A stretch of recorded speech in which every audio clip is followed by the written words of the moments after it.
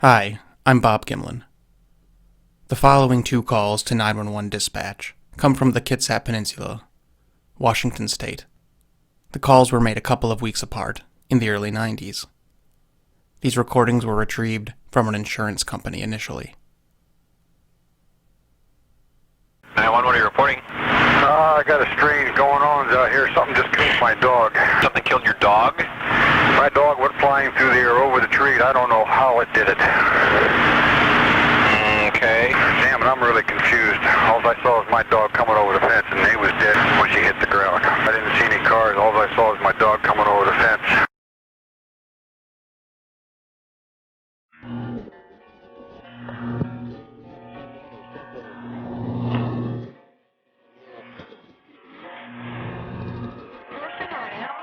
I can't tell. All I know is that my central light came on. I just happened to glimpse and see this thing running across the yard. A good-sized man.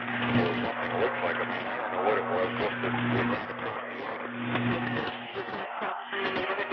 Yeah, my dog was killed here just recently. I don't know what it was. Whatever it is, it's running. I couldn't catch it. I'm always going to chase it. So whatever it was, it was standing up. Out here looking through the window. Standing there.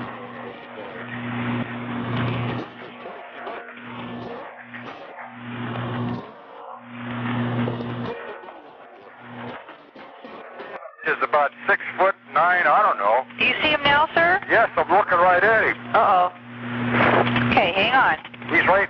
Is he in your yard, sir? Yeah, God, he's big. Okay, what's he doing in your yard? He's looking at me. Oh, and the guy is on foot. I don't know what. It's a big, real big person. That's all I can say. Okay, but it is a person. Yeah, person, somebody really big. But he's all in black. Is he a black male or a white male? Did you actually see whether, or was he just wearing black? He's all black and he's big. He is big. Usually when asked the question, but it is a person, right? The answer is pretty black and white. But that doesn't seem to be the case in this dialogue. It seems to be somewhere between the two. Which is fitting because any type of verification into this clip is near impossible. I believe an investigator named Ron Moorhead owns these recordings, so I will put a link in the description to his wares. Moorhead spoke with the caller and it all seemed legitimate, but the caller claimed shortly thereafter that he did not see a Bigfoot, it was not a Bigfoot, and he does not believe in Bigfoot. Then he lawyered up. Which is exactly what most people would say, once the adrenaline subsides, and they are hit with the realization that their name, address, and life history is at the risk of becoming ingrained in Bigfoot lore forever. Also, bringing your backyard into the spotlight of the likes of people like us probably doesn't go over well with the neighbors. Even a big show had to pull episodes containing the clip under the threat of litigation. But such is the nature of the unknown. It's hard to own something that technically isn't a thing. But this audio is a rare and shining example of a piece of evidence wherein the backstory doesn't matter much because the audio so succinctly speaks for itself. He doesn't sound like an actor, neither does dispatch. And he does something that I have found consistent with other eyewitnesses. I've spoken with several people who have witnessed a Sasquatch, people who I fundamentally believe were not lying to me. Some of them have had this strange word usage that I found borderline frustrating. They would not say the word Bigfoot. They want to say man, but they know it isn't. But they don't want to say animal because that certainly isn't accurate either. So often a witness will simply say, whatever it was, the thing, or simply, it. I interviewed one witness from Georgia who saw a refrigerator-sized creature on two legs the color of cardboard dashing through a swamp one morning. He still wouldn't say Bigfoot. I think your average person doesn't like that word. They think it makes them sound dumb or crazy, or less than reputable. And most people will spend a significant amount of energy avoiding being thought of as such. The caller in this clip doesn't say Bigfoot once. Listen to how much he struggles to describe what he's seeing. What's he doing in your yard? He's looking at me. Oh, and the guy is on foot. I don't know what. It's a big, real big person. That's all I can say. Okay, but it is a person. Yeah, I'd say it was a person, somebody really big. But he's all in black. But by that point, I think he knew exactly what he was looking at. In fact, I believe you can tell the exact moment that the caller realizes precisely the nature of the creature. You're looking through the window.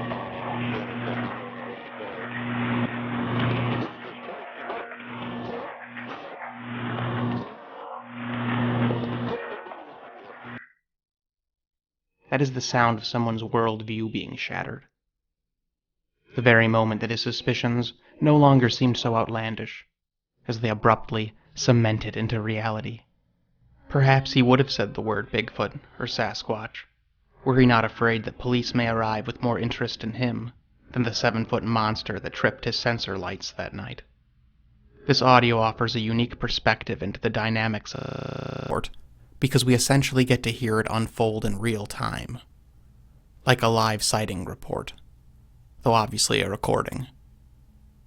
And it confirms on a number of points that I look for in any Bigfoot report. First is fear.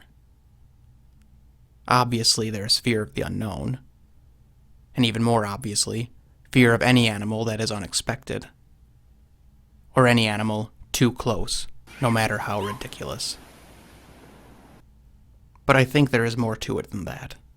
Perhaps there is a deep-rooted and primal fear of our prehistoric, almost human competition, buried deep within our psyche. Or perhaps these creatures have some yet unknown biological mechanism to cause fear, as further study into organic infrasound supports. Whatever the cause may be, this man is shook up. I couldn't catch it if I was going to chase it. I want to go outside. Jesus Christ, you better... Sure. See ya! Hello? Get somebody out here. But it is a person. Whatever he is seeing, it seems to frighten him. And whether you have hunted these creatures for 20 years, or never gave them a second thought, emotions seem to run high when in their presence.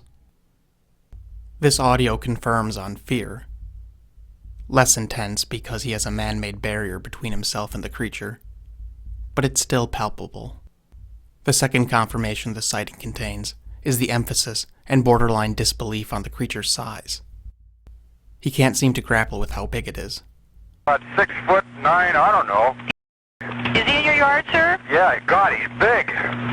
And the guy is on foot. I don't know what, it's a big, real big person. That's all I can say. He's big. He is big.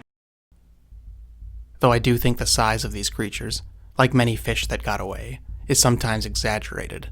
It is normal for our brains to exaggerate the size of a threat. It is a subconscious way of our brains trying to convince us not to engage and put ourselves at risk. But the mass of these large creatures is certainly one of the most prominent physical traits they possess, and therefore a part of the description we should expect a witness to emphasize. And the fact that the witness struggles to comprehend the size of the creature supports its authenticity, in my opinion. If you scrub through reports, you will find this next point of confirmation in many of them, and that is uniform color. It is uncommon for people to be totally one color. There are usually color breaks at the boots, pants, shirts, head, hands, hair, and hats. We are used to seeing things shaped like people with these color breaks, and rather unaccustomed to seeing human-shaped things without them. And though fashion interfered a bit, jackets used to have this very much in mind. If every article of clothing you wear is black, you're little more than a shadow to any type of search and rescue operation. Listen carefully to the wording. It is a person. Yeah, I'd say it was a person, somebody really big. But he's all in black. Interesting how, but he's all in black, is said to contradict the first statement. Yeah, I'd say it was a person. Also, I couldn't help but notice that somewhere along the line, the caller shifts from, he's all in black, to, he's all black. Very big difference between all in black and all black. almost like he's grown convinced that he isn't seeing clothes at all. This sighting confirms on a witness noticing the abnormality of a solid, uniformed, usually dark, color. The fourth consistent confirmation this sighting offers is that the creature terminated a dog. Unidentified bipeds have a tradition of menacing dogs. Perhaps this is because of one of the very first functions of domesticated canine, acting as a first alert system. A dog's sense of smell is roughly 40 times greater than that of a human. Dogs also possess a greater range of hearing, with more receptive ears. I think dogs really mess with the literally unfathomable level of stealth that these creatures clearly command. Perhaps Bigfoot is aware that when the dogs start barking, lights tend to turn on. And there is a spectacular symbolism to these creatures threatening dogs. We as humans cultivate plants, harness resources, and even happily employ long-ago wild animals to our own devices. So I'm sure Sasquatch have a strategic dislike to dogs, but also possibly an intrinsic contempt for them, and what they stand for. Don't forget, if these creatures are real, and of the thousands of reports, just one is true, then understand that we are dealing with a wild animal that is profoundly aware that it is a wild animal, and has every intention of keeping it that way. Which is quite dizzying if you think about it. I don't know how many people would call the police in this specific situation, unless it was a matter of life or death, in which case getting that phone out in time may not be a reasonable expectation. I wonder what the first responders found. My guess is nothing, except for a man with shot nerves, and a story he didn't particularly want to tell. I also wonder how many calls like this have been made that were never leaked. My guess is more than a few. It is a bit ironic to research something that you don't particularly want evidenced or proven. But sooner or later, by either effort or chance, this mystery will unfold, and perhaps it should be done thoughtfully. Anyway, like the video, subscribe, and YouTube changed its policy a bit. You have to hit this bell to receive notifications of new content. And as always, thanks an awful lot for listening.